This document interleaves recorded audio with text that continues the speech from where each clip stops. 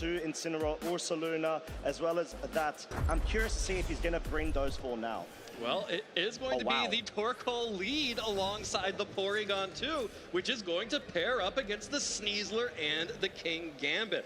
Now, this is the Assault Vest King Gambit, so it does have higher special defense than you might expect. However, that's not going to matter a whole lot without a Terastallization against an overheat Torkoal in the sun. Yeah, and it's sort of the situation where Marco's trying to get 2 in parallel strategies going. You've got that pure firepower from the Torkoal whilst having the potential of setting up that Trick Room. So forcing Renzo to really have to choose here. Which one do you want to try to focus on trying to prevent or at least disrupt? And Marco probably having the Ursaluna in the back right now, really wanting to hone in on that Ursaluna mode, as it most likely is going to be very close to the speed benchmarking of this King Gambit. Yeah, I mean, it definitely could be the Ursaluna, but what I love about this lead is it doesn't actually give that much away. Torkoal would come even if it was Jumpluff and Charizard in the back. But it's going to be the Terastallization from King Gambit immediately to remove the weakness to that fire typing. Fires off a Kowtow Cleave into the Torkoal as Sneasler gets a fake out onto the Porygon 2. Here comes an Eruption. Still deals good damage to the Sneasler and honestly pretty decent damage to the King Gambit as well through an Assault Vest and with the Terastallization and having taken some damage from the Kowtow Cleave. Pretty good damage trade for Marco. Yeah, definitely is. And Sneasler has a couple of options, either going for coaching boost on King Gambit to try to be able to reinforce his damage output, or even going for that Stone Cold close combat into the Porygon 2. Maybe try to accompany it with a focus from the King Gambit as well. You need to start actually getting rid of this, a very key component to Marco's strategy, as we actually have the Terra fighting coming out. It's time to start punching. Porygon 2 Terastallizing right away into the fighting type, removes the weakness to close combat, brings it down to a little under half health, but now will be able to resist any dark type attacks from King Gambit. Renzo doesn't fall for it, goes for the Iron Head, doesn't get all of the damage, may get a flinch. We are of course seeing that it will be the Trick Room coming out from Porygon 2, but first, Marco did not have to use the eject pack on an Intimidate, so just gets to use a U-turn, basically. That was an overheat, bringing in a Trick Room sweeper. Ursaluna. Or Incineroar. Incineroar is going to be proccing that Defiant, giving the +1 to King Gambit. But the question is, can this Porygon 2 actually set up the Trick Room? We saw Ironhead target it down. It can avoid the flinch. So all of a sudden, this is still a really good spot, an amazing one at that for Marco, because most likely the Incineroar is just able to just hone down, purely take advantage of the sun, go for those flare blitzes, and Porygon 2 can easily try to get some recovery going. So I don't necessarily see a through line for Renzo to be able to counteract the situation, unless you want to try to rely on that Rillaboom fake out pressure, understandably, but we're talking about the Sun Core. It is wide open to those fire types and no KO there. Yeah, Porygon 2, thanks to the resistance of the fighting type, will survive the Sucker Punch coming out from King Gambit and respond immediately with an Ice Beam to pick up that last little bit of hit points on the King Gambit. And here is Incineroar. A Flare Blitz will also pick up the KO onto Sneasler. And Marco Silva has managed to do everything he wanted. Got Trick Room up, dealt big damage with that Torkoal, both with the Eruption to break Focus Sashes and the Overheat to switch it out and deal damage to the King Gambit. And now it's just Rillaboom and Baxcalibur on the field for Renzo. And this Rillaboom, it does have fake out pressure, but Marco has 3 fire types on the team and has already shown 2 of them. Yeah, and even though Renzo is under Trick Room conditions that he definitely doesn't want to be in right now, because this allows Marco to apply all of his strategy and pressure, at least he's got a fake out user on the right-hand side. But Marco doesn't mind Porygon 2 going down right now, because that just means a free switch in for the Torkoal. So at this point, it's just about trying to keep the Pokemon on the other side, perhaps in, whilst also not quite healthy, I guess. But it's just a very bad situation that Renzo is going to really have to try to think about how he could try to tackle a potential game 2. But for now, we've got to switch out. The Incineroar wants to be able to pivot itself out, and Ursaluna coming in will mean it's got its activation of the Guts. But very gutsy play when there's a Rillaboom on the side. Yeah, it's going to take some damage on the switch, and Porygon 2's Ice Beam deals a lot of damage to the Rillaboom without the Assault Vest. But here comes a Scale Shot into the Ursaluna on the switch. It won't be enough to pick up the KO, but will deal a good amount of damage. Definitely put it in range of either an Ice Shard or a Grassy Glide. And this Rillaboom staying up on the field after taking that Ice Beam is kind of a big deal.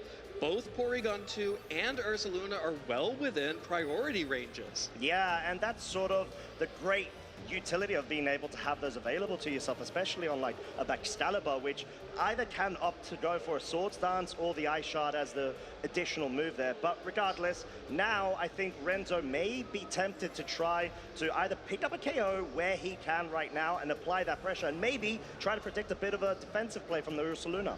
Yeah, the Ursaluna is going defensive, will protect itself, called out by Renzo, and no switches either, so that will just be a sacrifice of the Porygon 2 for Marco to get a new Pokemon in on the field.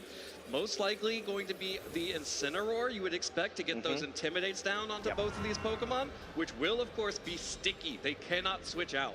Yeah, and even though the Intimidate will be sort of dispatched over onto Renzo's side, it's a situation where Renzo really needs to be able to just get outside of Trick Room to be able to move a bit more freely, and Marco still has those resources.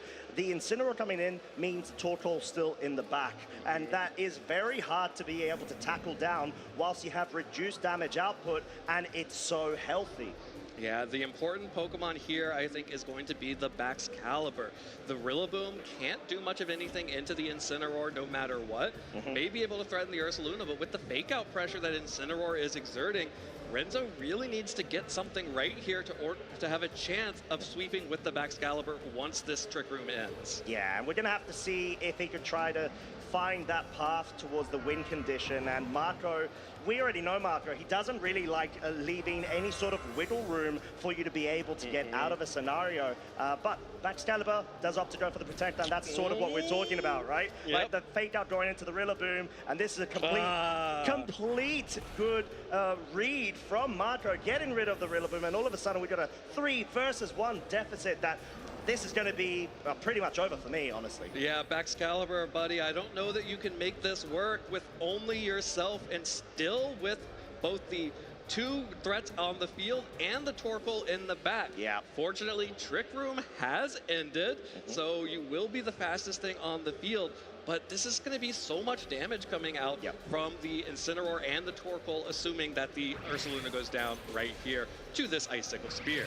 Yeah, and I think we could easily see that rotation coming out with a parting shot into the Baxcalibur, being able to bring it down to -2, and then have Fake Out available the subsequent turn. And that's just going to essentially spell game right now, unless there's some sort of like tragic misses that come into play. But no parting shot, just going for the knockoff. Marco saying, look, I don't want to play fancy right now. I just want to go for the damage and ensure myself that I can put it within range to just wrap up this game 1. Yeah, with the Torkoal coming back out here, that means that the Flare Blitz should be able to pick up that KO very easily, as without the loaded dice, Baxcalibur's damage is so drastically reduced. Probably even more reduced than if it had taken the parting shot and the Intimidate. So there, incredible positioning from the Pokemon that you called out on Marco's side. The Porygon 2, the Torkoal, the Trick Room option with the Ursaluna and the Incineroar. Marco pivoted, danced around Renzo's Pokemon, and Renzo is now on the back foot, and Peru and Latin America are on their tournament life. Yeah, and Renzo's going to have to really go back to the drawing board and consider maybe other options. I do feel that there's some merit to be able to try to bring Sneasler straight up, and obviously Assault Vest Kingambit does allow you a bit more breathing room. However, it's the fact that you go into sort of like the mind games of, is it too obvious? Is it so obvious that, you know, my opponent's not going to respect it? But alas, that was game 1. This is game 2. And we do have a +1 special attack via that download yet again on the Porygon 2. Same lead, run back from both sides. Absolutely. The more things change, the more they stay the same. Here is the Sneasler and the Kingambit out on the field against the Torkoal and the Porygon 2. And again, we just saw how much damage Torkoal could do with, you know, even through taking a Kowtow Cleave into that Assault Vest Kingambit.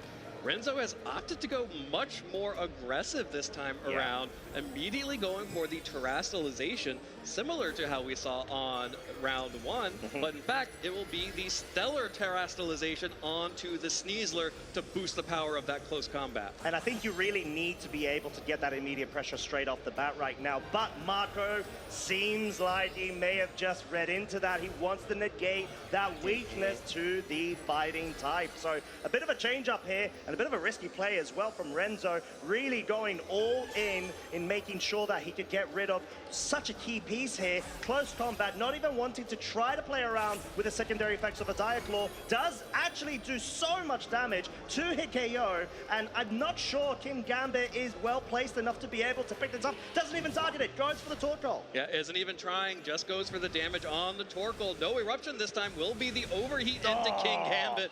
That is a one-hit KO, and Torkoal will be able to reposition now as the Porygon is able to set up Trick Room.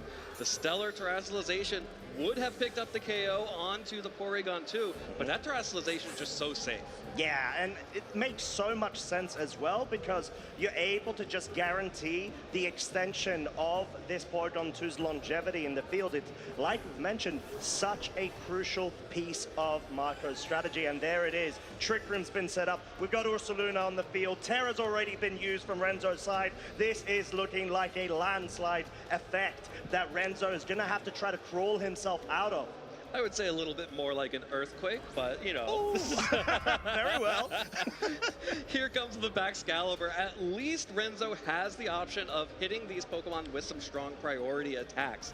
Of course, we also just saw, as Renzo was selecting his Pokemon, it's going to be the Rillaboom as well. So very similar, the exact same Pokemon. Renzo just thought, I needed to get more damage. I needed to get better damage onto Marco's Pokemon. Yeah, and this could easily be read by Marco because he's got all of the offensive pressure. He knows Renzo's forced to make some reactive plays. Ice Beam, there you go, that's what I'm talking about. Nearly picks up the KO, but this could easily be a Headlong Rush or a Facade, and it does lock down that slot, forcing Renzo now down yet again to his final two Pokemon against these terrible Pokemon on the other side of the field that he's not a fan of, but he didn't even go on the defensive. He went for the offensive, and he's going to pick up the Ursaluna, though. The Ursaluna is now off the field. It will be the Porygon 2. We know there's the Torkoal in the back. Most likely you would expect to see the Incineroar again, but now Renzo has picked off an important piece for Marco's offensive pressure and will be able to bring back in the Sneasler for more fake-out pressure.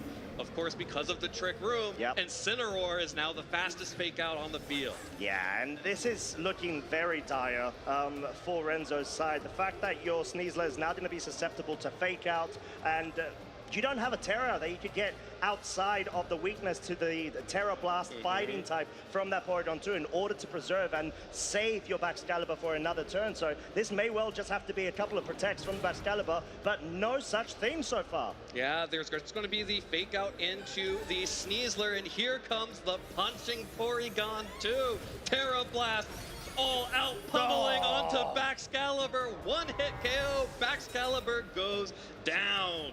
Yeah, and what way to go about it. Marco absolutely piloting this team, especially that Porygon 2, understanding why it's so integral to the general composition. He's able to go ahead and lock himself into the finals of the 2025 LAIC. He is on a riot. The